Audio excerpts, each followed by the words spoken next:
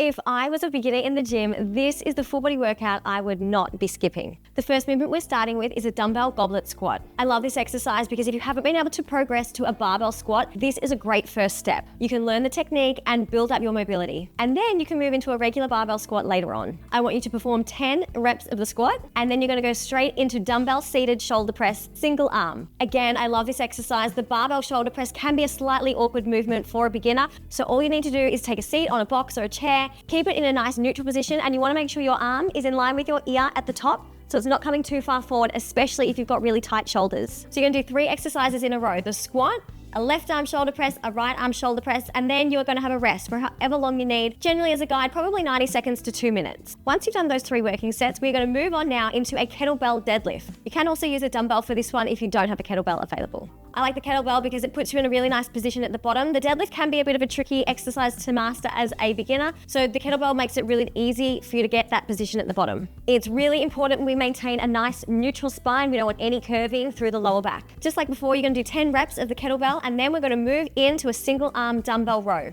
Again, find a bench. I want you to think about pulling the dumbbell into your hips. So you're coming into this bottom position as opposed to just trying to bring it up. We want to squeeze our arm at the top and then control the movement down 2 or 3 seconds to get back down. If you feel comfortable in this position, you can take the box or the step away. And again, we're going to do 10 reps on either arm. So you'll do your deadlift, you'll do your left arm row, a right arm row, and then just like before, you're going to rest as long as you need. Again, about 90 seconds to 2 minutes. And then lastly, we're going to finish with a core movement. I absolutely love this movement. You can go right from early beginner through to stronger advanced. So we'll start off with a slightly more advanced up on your toes in the full plank position.